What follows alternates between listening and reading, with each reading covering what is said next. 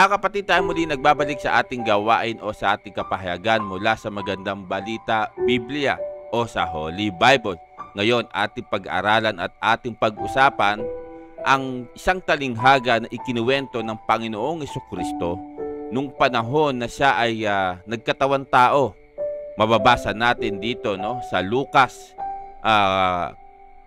chapter 16 verse 19 hanggang 31, na kung saan ang nagpapatungkol dito ay sa isang mayaman at sa isang pulubing nagngangalang Lazaro. So dito natin pag-aaralan at pag-uusapan, mga kapatid, at bibigyan natin ng kaunawaan kung ano ba ang sinasabi ng mga bersikulo na dapat natin mas maunawa at maintindihan. So bago tayo magpatuloy, mga kapatid,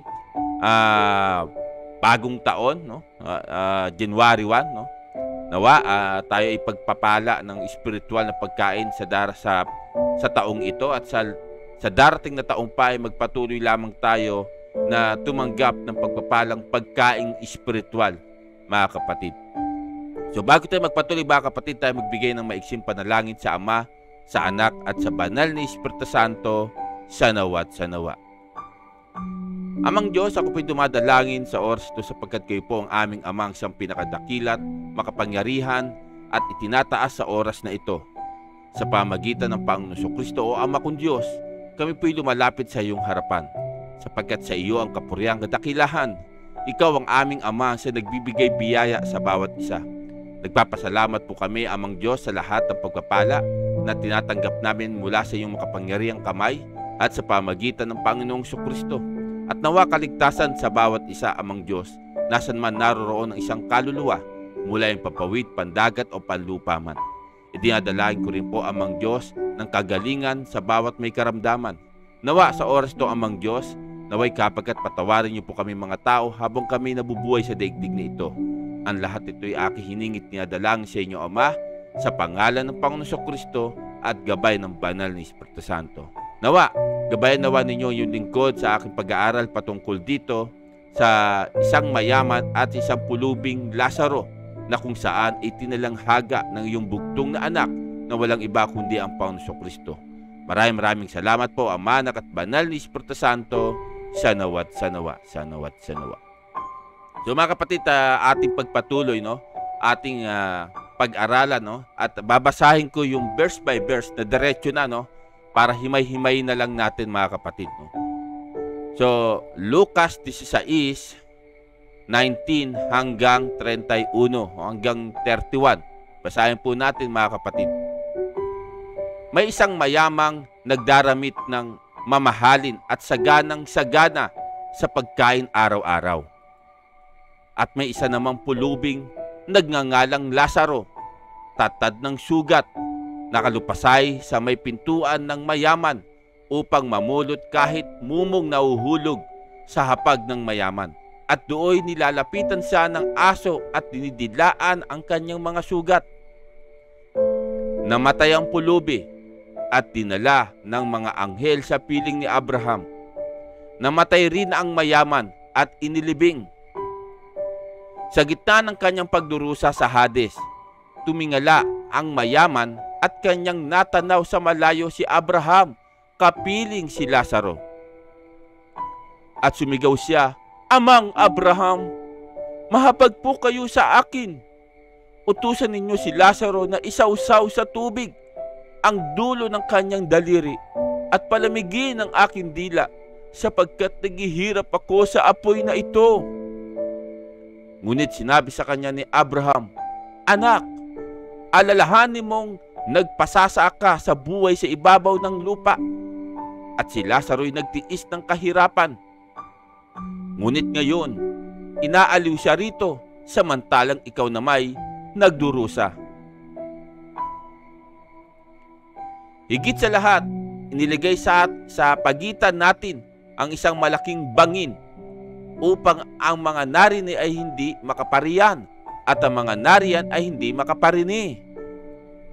At sinabi ng mayaman, "Kung gayon po, Amang Abraham, ipinamamanhid ko sa inyong papuntahin si Lazaro sa bahay ng aking ama, sapagkat ako'y may 5 kapatid na lalaki. Paroonin nga po ninyo siya upang babalaan sila at nang hindi sila humantong sa dakong ito ng pagdurusa. Ngunit sinabi sa kanya ni Abraham, nasa kanila ang mga sinulat ni Moses at ng mga propeta. Pakinggan nila ang mga iyon. Hindi po sapat ang mga iyon, tugon niya. Ngunit kung pumunta sa kanila ang isang patay na muling nabuhay, tatalikdan nila ang kanilang mga kasalanan. Sinabi sa kanya ni Abraham, kung ayaw nilang pakinggan ang mga sinulat ni Moses at ng mga propeta, hindi rin nila paniniwalaan kahit ang isang patay na muling nabuhay. Amen, amen, and amen. So dito mga kapatid, no, pinakikita sa atin ng mga bersikulo na kung ano yung pangyayari sa isang mayaman at sa isang pulubing mahirap, na kung saan kung himayin natin ito mga kapatid, na makakaunawa tayo kung ano yung pinararating sa atin bilang mga mananampalataya at bilang na rin sa isang tao na binigyan ng pagkakataon na mabuhay sa daigdig na ito. Basahin natin ang 16-19 mga kapatid, na sinasabi ganito, may isang mayamang nagdaramit ng mamahalin at saganang-sagana sa pagkain araw-araw. So dito pinapakita mga kapatid, no? Pinapakita rito na itong mayaman na ito na ubod ng yaman. Bakit? Kasi talagang magara ang kanyang pananamit. Dalhin na lang natin sa panahon natin mga kapatid. Diba ang mayayaman? Naka Louis Vuitton. Meron pang damit na napakamahal. Bakit? Kasi ang gumawa ay isang sikat na designer. Diba? Yan ang nagagawa ng pera mga kapatid. Mabibili mo ang lahat ng gusto mo. Gaano pa kamahal yan, mabibili mo yan mga kapatid. At saganang-sagana sa pagkain. Bagamat ang iyong lingkod, kahit papano, di ba? Nandito ako sa abroad. Nakakain ko yung gusto ko kasi sumasahod ako. Pero bilang isang mayaman, sa isang taong mayaman, saganang-sagana sa hindi siya nagugutom. Wala sa kanya ang salitang nagugutom o wala sa kanyang pakiramdam na nagugutom siya. Bakit? Kasi mayaman nga siya eh. Di ba? Mayaman siya.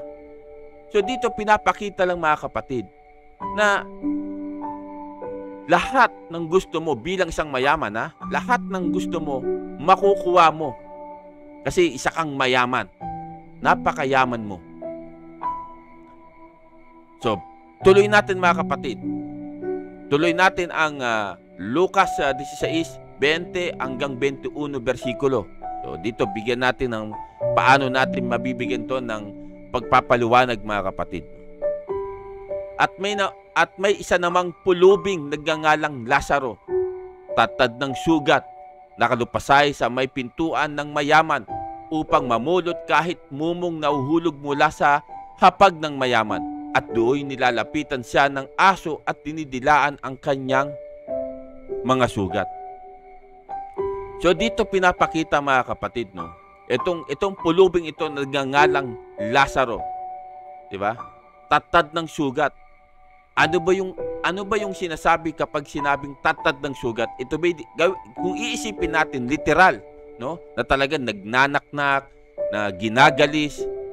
Kung iisipin natin, pero wag nating gawing literal, mga kapatid. Wag nating gawing literal.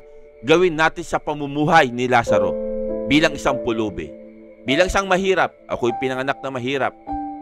Hindi naman ganun kahirap, pero sabaga nasa tama at nakakaramdam din ng gutom nung panahon ng mga bata ko. So, bilang isang mahirap, isa sa buhay ko sa aking sarili mga kapatid. Andyan yung mag-aantay ka ng pagkain kung kailan darating yung padala ng aking lola nung panahon na yon. Kasi nga allowance lang, nakatira kami sa Pampanga. So, doon ko naranasan yung hirap, no? Yung hirap, at doon ko naranasan yung nagugutom ka talaga at malilipasan ka ng gutom. At gagawa ka ng paraan ng tsahin-tsuhin mo na maghuhukay kayo ng kamote para Yung kamote ang yun ang, ang magiging kaibsan ng gutom. At naranasan ko rin yung ulam ko is toyo, patis, may kasamang mantika, tapos asukal na ihalo mo sa mainit na sinaing, 'di ba? Yung sabaga normal na pamumuhay ng isang Pilipino na hindi naman ganoon katulad ng sobrang kahirapan. Sabaga tama yung na nararanasan mo yung paghihirap ba. So dito, mga kapatid, no, sa buhay ni Lazaro, tatad ng sugat, ibig sabihin tatad ng problema, tatad ng mga pasakitin o tatad ng dalahin ng mga problema sa buhay niya, 'di ba?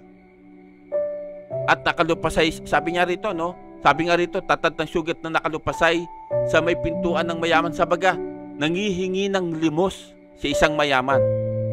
Nangihingi ng limos sa isang mayaman, ang isang pulubi, at nararanasan naman natin yan sa bansang Pilipinas. Hindi lang po dyan sa Pilipinas, mga kapatid, no?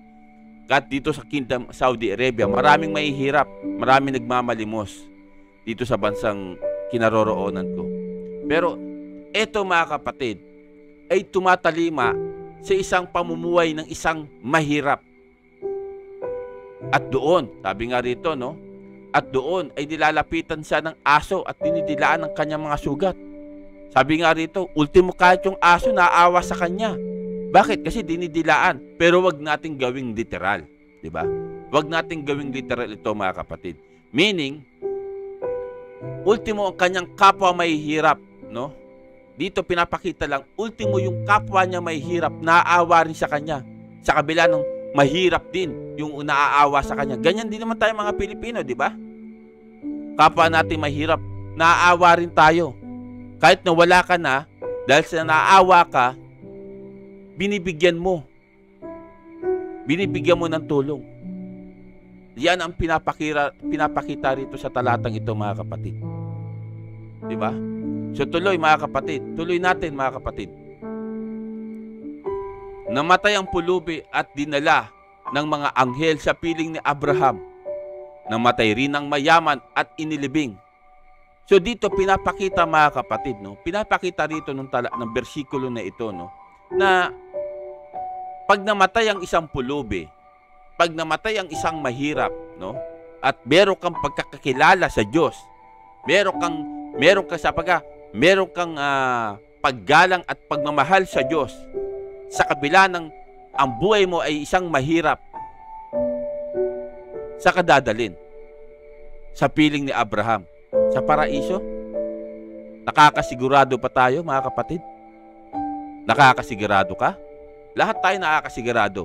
Bakit? Kasi tatandaan natin, mga kapatid, ang paghatol ng Diyos sa atin ay base sa ating ginawa at mula sa nilalaman ng ating puso, mga kapatid.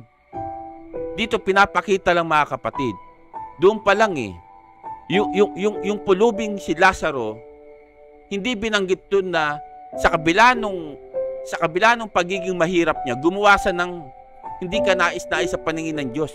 Hindi, kundi naglimos siya sa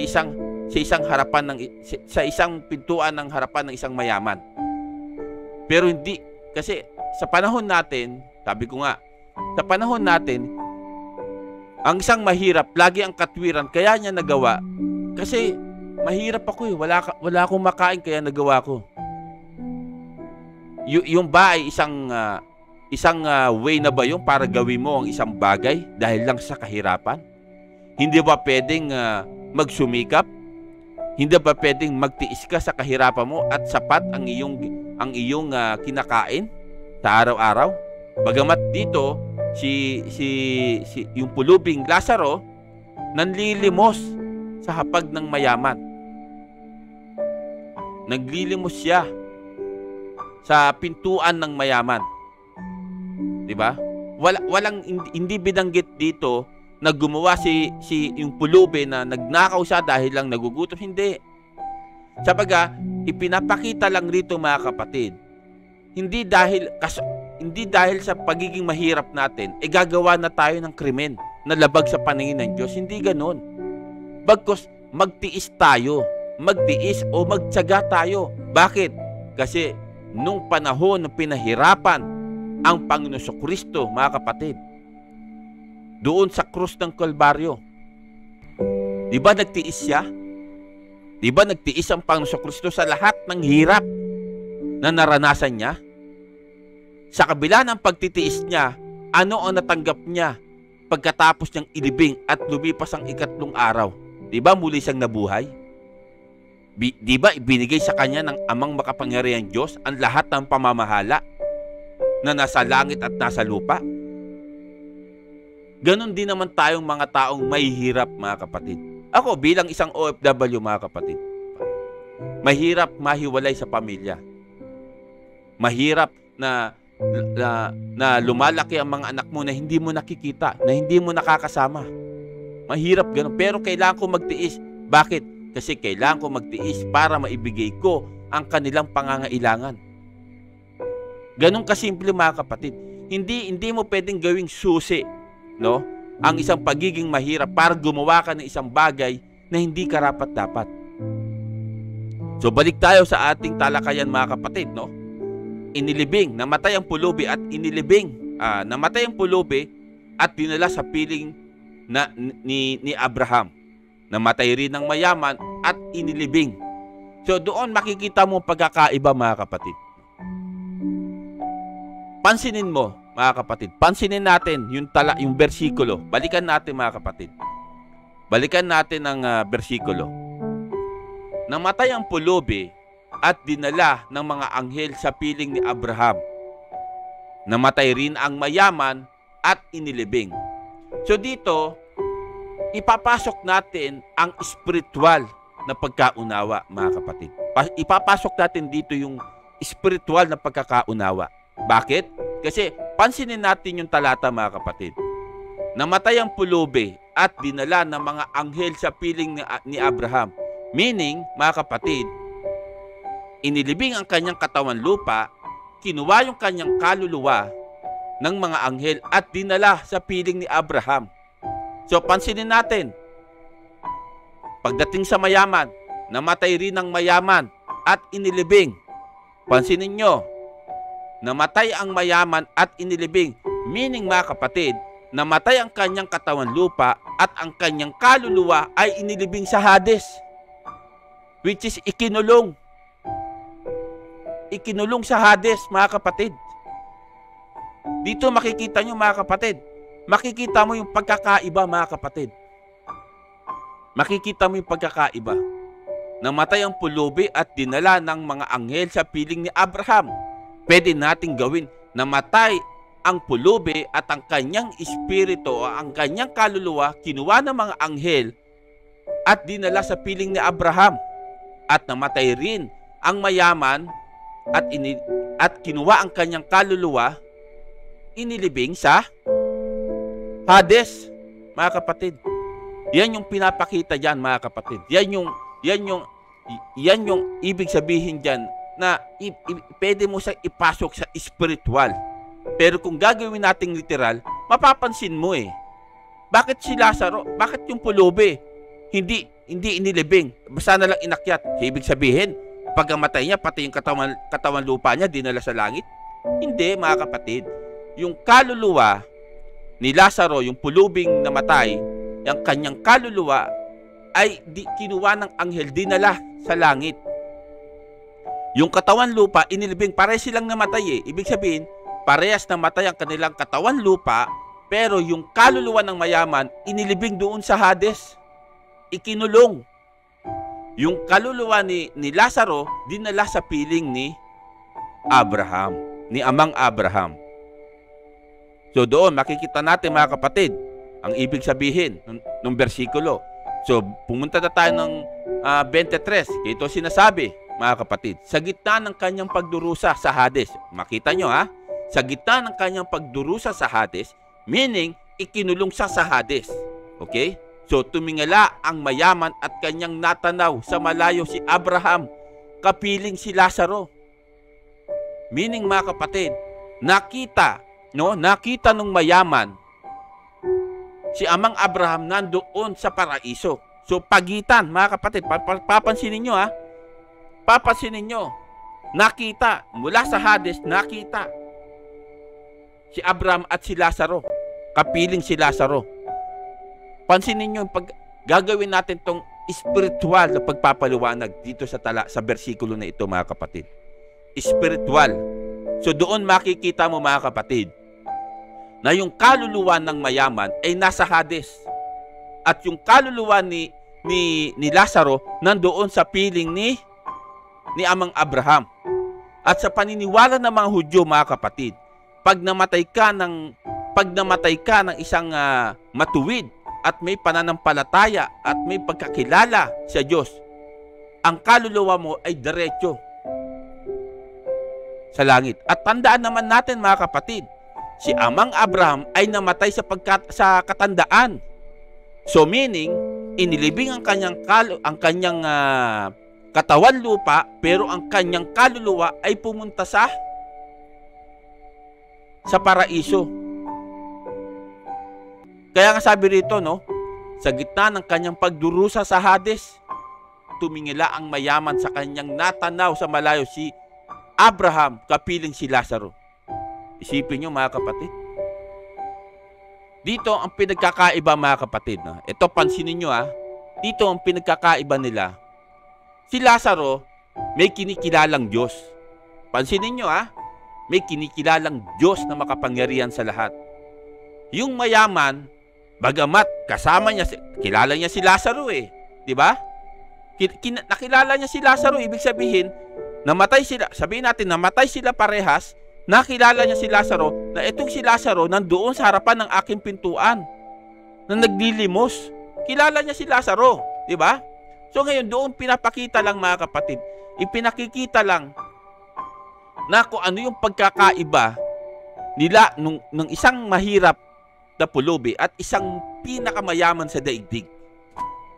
Nakakalungkot isipin, pero marami pong mayayaman. Hindi ko nilalahat, sabihin na lang natin, may mga iilang mayaman na hindi kumikilala sa Diyos. Walang kinikilalang Diyos. Bakit? Kasi doon na sila namuhay sa kanilang kayamanan Namulat na sila sa pagiging mayaman nila. Ito ang aking Diyos, ito ako, ito ang aking makapangyarihan, ito ang aking nagagawa sa pera ko. Yan ang hindi ko nilalahat. Pero nakalulungkot, pero realidad nangyayari yan, mga kapatid. Realidad. So doon makikita natin sa talata ang pagkakaiba, no? Ang pagkakaiba ng isang mayaman at ng isang mahirap. So tuloy, at sumigaw siya, Amang Abraham, mahabag po kayo sa akin. Sabi nung mayaman, utusan ninyo si Lazaro na isawsaw sa tubig ang dulo ng kanyang daliri at palamigin ng aking dila sapagkat naghihirap ako sa apoy na ito. So dito, mga kapatid, no, nakikita nyo, no, nakikita natin, mga kapatid, no, yung kaluluwa niya ay sobrang init na kinalalagyan niya. Ibig sabihin, randam niya ang init sa kabila ng yung isang kaluluwa na naroroon sa Hades. Hindi natin pwedeng gawin na yung kanyang katawan lupa ay naroon. Hindi. Ang kanyang kaluluwa ay itinapon doon, ikinulong, inilibing doon sa Hades. So meaning, mga kapatid, nangangailangan sa ng tubig. Bakit? Kasi napaka-init na kung saan ang kanyang kinalalagyan. Kaya kung babalikan natin, mga kapatid, no, na at sumigaw siya, Amang Abraham, mahabag po kayo sa akin. Ibig sabihin, kaawaan mo ako. Dito pinapakita, humihingi ng tulong kay Amang Abraham. Humihingi siya ng tulong. Himbis na humingi ng kapatawaran, hindi. Humihingi siya ng tulong dahil sa kanyang nararanasan. Ano ang kanyang ang kailangan? Sabi rito, no, mga kapatid, no, na sa ang dulo ng kanyang daliri at palamigin ng aking dila sapagkat naghihirap ako sa apoy na ito. Randam niya ang init, mga kapatid. Randam niya ng init. So doon pinapakita lang, mga kapatid, no, pinapakita lang na habang nabubuhay tayo, mga kapatid, ito dito, mga kapatid, gawin nating spiritual at literal, okay? Gawin nating spiritual at literal ang bibigyan kong paliwanag dito, mga kapatid, no, sa ating pinag-aaralan, no.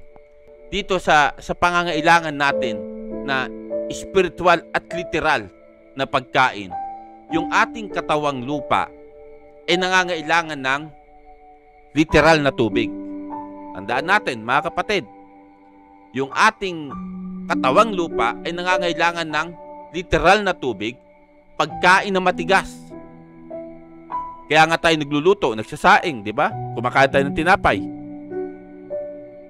Ganon din naman, mga kapatid, no, ang ating spiritual na pangangailangan ng ating kaluluwa. Kailangan din ng ating kaluluwa ng pagkaing spiritual. Dito, papatunayan ko kung bakit kailangan natin. Sinasabi sa awit, no, 63, no, verse 1, no, chapter 63 verse 1 ay gito sinasabi, no, mga kapatid. O Diyos, ikaw ang aking Diyos na lagi kong hinahanap. Ang uhaw kong kaluluwa'y tanging ikaw yahong hangad. Para kung tuyong lupa na tubig ang siyang lunas. O isipin nyo, mga kapatid. Isipin nyo. Isipin nyo, mga kapatid. Diba? Yung ating kaluluwa ay nangangailangan din ng tubig. Para akong lupa na tuyo na ang kailangan ay tubig. So, ibig sabihin, mga kapatid, mapaliteral o mapalaman o spiritual o kaluluwa ay kailangan. Kaya nga po, mga kapatid, tayo ay nag-aaral ng salita ng Diyos. Para ano? Para kumain ng pagkaing spiritual pagdating sa salita ng Diyos. At ito yung nangyari sa mayaman, mga kapatid. Ito yung nangyari sa mayaman. Nung nabubuhay siya sa daigdig, di ba? Sagana siya sa pagkain, sagana siya sa inumin, sagana siya sa tubig. Pero nakalimutan niya ang kanyang kaluluwa. Okay? Pero si Lazaro, mga kapatid, yung pulubi si Lazaro, sagana sa spiritual na pagkain. Sagana sa spiritual na tubig at pagkain. Pero salat siya sa pagkaing literal, sa pangangailangan ng kanyang katawan. Bakit? Kasi nga, kaya nga siya mahirap eh. Kaya nga siya naglilimos, mga kapatid. Kaya niya nililimusan ang kanyang sarili para matugunan ang pangangailangan ng kanyang katawan lupa. Kaya, bakit ko sinabi, mga kapatid, na sagana sa spiritual na pagkain? Kasi, mga kapatid, hindi siya mapupunta doon sa langit kung hindi siya nakakilala at wala siyang nalalaman pagdating sa aral ng salita ng Diyos. Yan ang katotohanan sa talatang ito, mga kapatid. So, naunawaan na natin. So, talon na tayo sa 25, mga kapatid. Ngunit, sinabi sa kanya ni Abraham, anak, ito ni sinasabi ko, alalahanin mong nagpasasa ka sa buhay sa ibabaw ng lupa. At si Lazaro ay nagtiis ng kahirapan. Ngunit ngayon, inaaliw siya rito, samantalang ikaw na may nagdurusa. So dito pinapakita, mga kapatid, no, na sinagot siya ni Amang Abraham.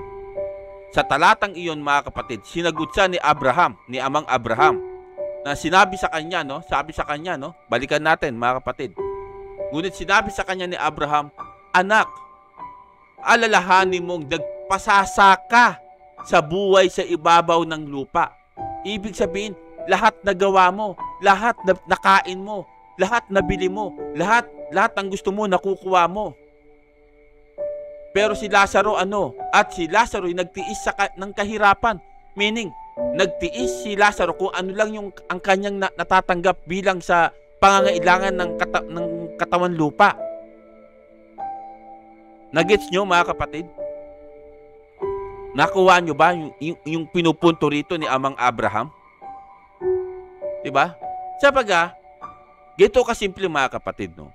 Sabi ko nga kanina, bilang isang mahirap, hindi mo pwedeng gawing susi yung kahirapan para gumawa ka ng kasalanan sa kapwa mo. Hindi pwede. At yan ang nakalulungkot sa Pilipinas, mga kapatid. Halos lahat Hindi ko naman sa baga parang nilalahat o halos lahat, pero yun ang lagi ko napapanood. Ang katwiran, wala po akong makain. Ang katwiran, wala po makain ng anak ko. Ganun ba ang dapat mong gawin para lang sabihin mo yun ang pagkukuhanan ng pagkain ng anak mo galing sa masama? 'Di ba? Bakit hindi ka magtiis na humanap ka ng paraan para itaguyod mo ang pamilya mo? Hindi yung sa kabila ng mahirap ka na nga, gagawa ka pa ng hindi maganda sa paningin ng Diyos o sa paningin ng tao. 'Di ba? Ito yung pinapatungkol dito, mga kapatid. Kailangan nating magtiis sa kahirapan tulad ni Lazaro. Bilang isang taong nilalang sa daigdig na ito, kailangan nating magtiis ng kahirapan, pero kailangan din natin kumilala sa Diyos. Mayaman ka nga, ubod nga ng yaman, pero wala ka namang kinikilalang Diyos. So, saan ka mapupunta? Diba? Saan ka pupunta? Diba? So doon, pinapakita lang sa ating mga kapatid, no? Pinapakita sa atin yung kahihinatnan ng dalawang uri ng tao. Pansinin nyo, dalawang uri ng tao. Isang tao na kumikilala sa Diyos at isang tao na hindi kumikilala sa Diyos. Isang tao na tinanggap ang salita ng Diyos. Isang tao na tinanggap ang sanlibutan, which is yung salita ni Satanas. Dalawang uri, mga kapatid. Ang tatanggapin mo, kung ano yung tatanggapin mo, salita ng Diyos o salita ni Satanas? Spiritual, mga kapatid. Spiritual. Salita ni Satanas, mamumuhay ka sa kasalanan. Mamumuhay ka sa hindi pagkakilala sa salita ng Diyos. Sa salita ng Diyos, mga kapatid, mamumuhay ka sa salita ng Diyos, mamumuhay ka sa pagkakilala sa salita ni Satanas. Meaning, hindi mo tatanggapin yung salita ni Satanas. Bakit? Kasi mas tinanggap mo ang salita ng Diyos na nagbibigay buhay na walang hanggan.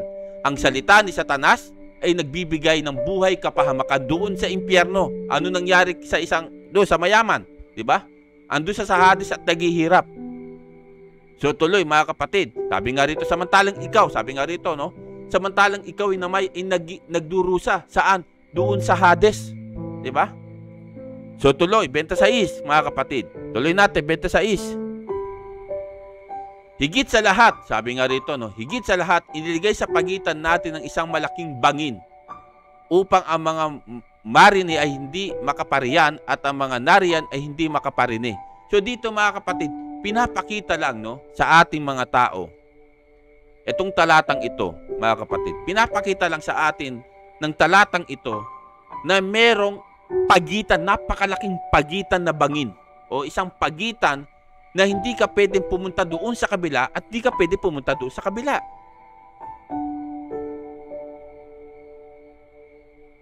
Ibig sabihin, mga kapatid, pinapakita lang yung mga nasa impyerno hindi mapaparoon sa langit.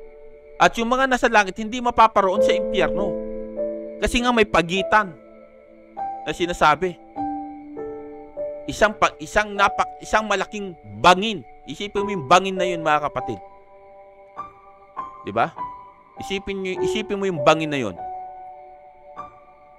So doon makikita mo, mga kapatid, kailangan mo talagang pagdusahan yung ginawa mo sa lupa habang na ikaw ay nabubuhay sa panahong iyon, mula nung nabubuhay ka sa lupa at kung ano man yung ginawa mo sa lupa, pagdurusahan mo sa Hades o sa impyerno. Ganon din yung taong nakakilala sa Diyos, kung ano man yung kinabuhay mo dito sa lupa na dahil naglilingkod ka sa Diyos, makakapiling mo ang Diyos doon sa karenang langit. Yan ang katotohanan, mga kapatid.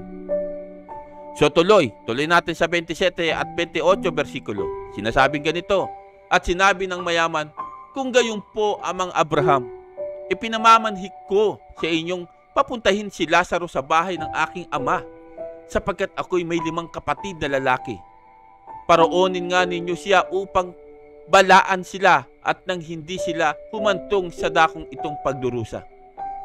Sa palagay ko, mga kapatid, etong mayamang ito, mga kapatid, no? Etong mayamang ito, siguro panganay ito sa limang magkakapatid. Kasi meron pa sang limang magkakapatid eh. So gawin nating literal. Okay? Hindi mo sa pwede ipasok sa spiritual eh. Gawin nating literal. So dito, mga kapatid, meron sa limang kapatid. So palagay ko, panganay ito. Palagay ko lang sa aking palagay. Okay? Panganay ito. Kaya humihingi siya ng tulong kay Amang Abraham na pabilikin, no? Sabaga parang buhayin muli si Lazaro at papuntahin sa bahay ng kanyang ama. Para ano? Para balaan ang kanyang mga kapatid dahil meron pa siyang 5 kapatid. So doon pinapakita rito sa talatang ito, mga kapatid, no? Pinapakita lamang sa talatang ito na kung kailan namatay ka na, kung kailan patay ka na, doon mo mas maiintindihan yung kalagayan mo sa lupa. Bakit? Kasi naalala yung kapatid niya eh. May 5 kapatid eh. Diba? May 5 kapatid. Kaya nais niyang papuntahin si Lazaro sa bahay ng kanyang ama para balaan, para hindi na humantong sa pagdurusa katulad na nangyari sa kanya. So anong sinabi? Sa 29, anong sinabi ni Amang Abraham? Ngunit sinabi sa kanya ni Abraham, nasa kanila ang mga sinulat ni Moses at ng mga propeta, pakinggan nila ang mga iyon. So meaning, nasa kanila ang salita ng Diyos. Pakinggan nila yun. At yan, mga kapatid, sa panahon natin, ipapasok ko sa panahon natin sa panahon natin, maraming kumikilala sa Diyos pero ayaw kilalanin ang anak. Nakakalungkot isipin dahil tandaan natin, nasa panahon tayo ni Kristo. Nasa panahon na tayo ni Kristo, mga kapatid, at isinugo ng Ama ang banal na Espiritu Santo sa pangalan ng Panginoong Hesus. So nasa panahon na tayo ni Kristo.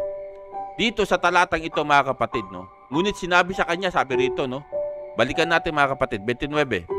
Ngunit sinabi sa kanya ni Abraham, nasa kanila ang mga sinulat ni Moises at ng mga propeta, pakinggan nila ang mga iyon. So dito pinapakita lang, mga kapatid, no?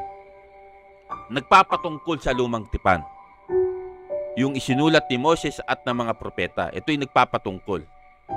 Bakit? Kasi nung ikinikwento ito ng Panginoon Kristo, nasa panahon sa ng mga Hudyo. Ang kanyang binabasa ay yung lumang tipan. Kaya yun ang kanyang ibinigay dito sa talinghagang ito, mga kapatid. So dito pinapakita lang sa atin, mga kapatid. Gawin natin sa time natin. Sa panahon natin, mga kapatid, maraming hindi kumikilala kay Kristo bilang anak ng Diyos at Diyos. Bagamat nakakalungkot isipin, pero anong sinabi ng Panginoon Kristo, ang sino mang kumikilala sa akin ay kumikilala rin sa nagsugo sa Kanya. Diba? So, sino mang kumikilala sa nagsugo sa akin ay dapat kilalanin din siya. Ay baligtad na nangyayari ngayon, mga kapatid. Ayaw kilalanin si Kristo bilang anak ng Diyos. Yan ang katotohanan, mga kapatid.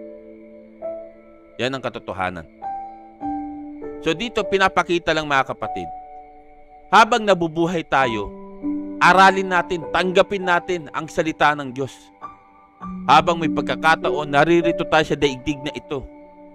Tanggapin natin ang katotohanan ay nagmumula lamang sa Panginoong Kristo.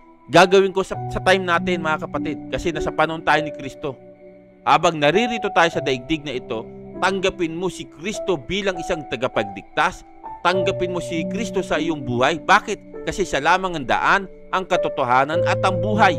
Hindi ka makalalapit sa Ama kundi sa pamagitan lamang niya. Yan ang katotohanan, mga kapatid.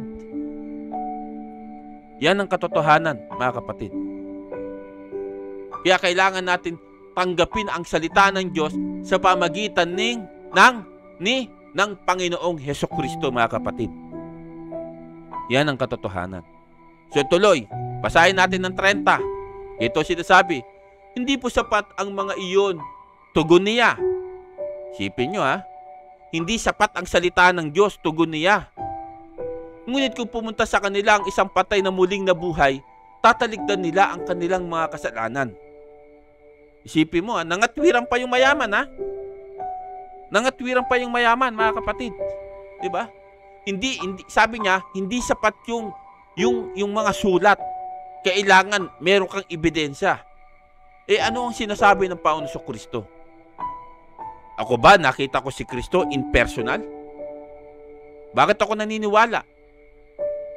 Diba? Bakit ako naniniwala na ang Panginoon Kristo ay anak ng Diyos, ang Panginoon Kristo ay nagkatawang tao, ang Panginoon Kristo ay namatay sa krus dahil sa aking kasalanan? Yan ang katotohanan, mga kapatid.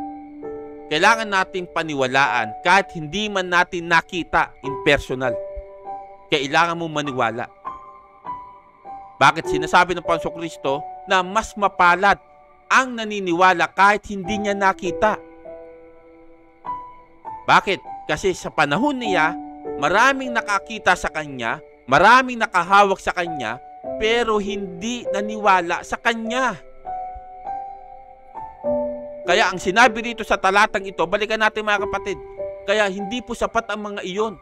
Diba? Hindi sapat ang mga sulat, hindi sapat ang mga aklat. Ngunit kung pumunta sa kanila ang isang patay na muling nabuhay, tatalakdan nila ang kanilang mga kasalanan. So, kailangan niya ng puweba, di ba?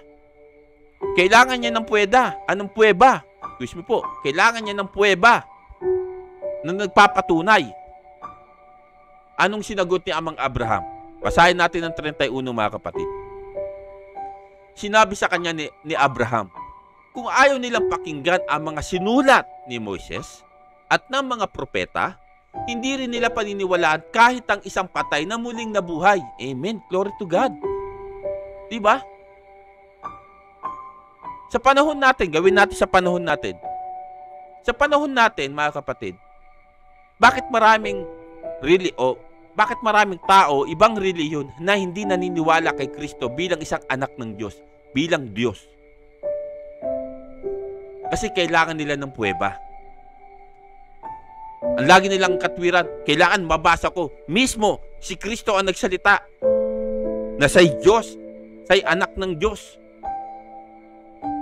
Bagamat may bababasa ka naman, pero ang katwiran nila, hindi naman si Kristo nagsulat yan.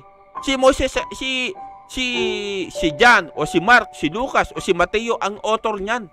Paano mo sinabing si Kristo nagsulat niyan? Yan ang katwiran ng mga taong kulang sa pagkaunawa, mga kapatid.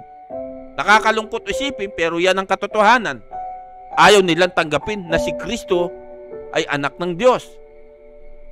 At sa panahon natin, marami nang umuusbong mga bagong relihiyon na kung saan tinatalakdan nila o binabaliwala nila ang salita ng Diyos, which is ang Holy Bible. Yan, sa mga kapatid, iniisip ko na lang na kung bakit may mga ganong uring tao ang paniniwala. Bakit? Kasi yun ang kanilang napakinggan, yun ang kanilang natutunan sa kanilang tagapagturo. Alam nyo ang tinutukoy ko, mga kapatid, na isang relihiyon na kung saan hindi silang maniwala na si Kristo ay anak ng Diyos at Diyos. Nakakalungkot isipin.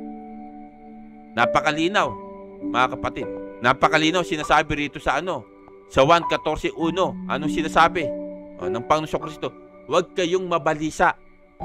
Manalig kayo sa Diyos at manalig din kayo sa akin. Napakalinaw, mga kapatid. Manalig kayo sa Diyos at manalig din kayo sa akin. Manalig kayo sa Diyos at manalig din kayo sa akin.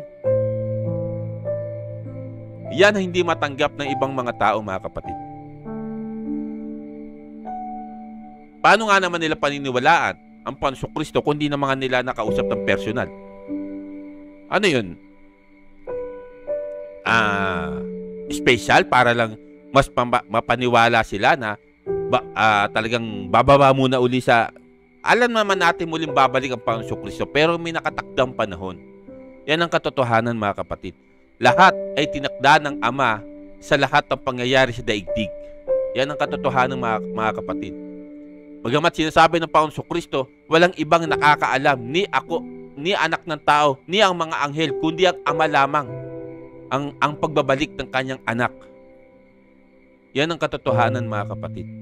Kaya habang nabubuhay tayo sa daigdig na ito, kilalanin natin ang makapangyarihang Diyos, kilalanin natin ang anak ng Diyos, kilalanin natin ang banal na Espiritu Santo sa pamamagitan ng salita ng Diyos o Holy Bible o banal na aklat, mga kapatid.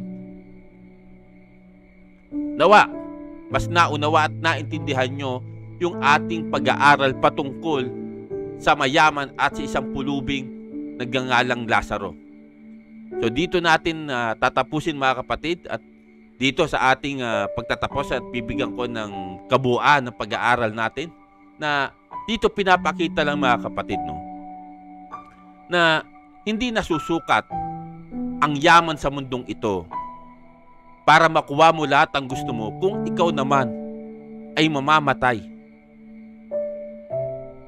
Yan ang katotohanan, mga kapatid. At bilang isang taong nilalang at sapat ang kinakain sa araw-araw, kailangan mo magtiis. Huwag kang gumawa ng labag sa Diyos o labag sa batas ng tao. At gagawin mong sanggalang na ako'y isang mahirap kasi kaya ako nagawa. Hindi. Ipinakita lang rito sa isang pulubing ang nagngangalang Lazaro, nagtiis siya sa kahirapan. Kailangan natin magtiis, mga kapatid. Kailangan natin magtiis sa buhay na ito, kung paano nagtiis din ang Panginoong Kristo sa kahirapan nung panahon siya'y nagkatawang tao. Naghirap siya, mga kapatid, sa krus. Hinagupit siya bago sa ipako sa krus. Ganon din naman tayo, mga kapatid. Sa dami ng problema na dumarating sa buhay natin, tiisin natin. Kasi may hangganan ng lahat. At sinasabi ko nga, sa isang mayaman, di ba? Sa isang, mabibili mo lahat ang gusto mo. Okay, nandun na tayo. Mabibili mo lahat ang gusto mo. Makukuha mo lahat ang gusto mo. Magagawa mo lahat ang gusto mo. Pero ang tanong, pag namatay ka ba, madadala mo ba ang kayamanan mo? Saan ka pupunta? Dito sa aking pag-aaral, sa ating pag-aaral, nakita naman natin kung saan napunta yung mayaman. Bagamat sa panahon natin, may mga mayayaman na kumikilala sa Diyos. At alam naman natin yan kung sino-sino yung mga yan. Sabi ko nga, Diyos lamang ang nagtatakda, no, sa lahat ng bagay sa daigdig na ito. Nawa, sa oras ito, naunawa at naintindihan natin, mga kapatid, ang pag-aaral patungkol ang mayaman at si Lazaro. Lucas 16:19 hanggang 31. Nawa, sa oras ito, mga kapatid, no, maraming salamat muli sa lahat na tumatangkilit at patuloy na nakikinig sa mga salita ng Diyos na ina-upload ko sa channel ito. Hanggang sa muli, mga kapatid, maraming salamat po, Ama, Anak at Banal ni Espiritu Santo. Sanawa't sanawa. In nomine Patris et Filii et Spiritus Sancti. Amen.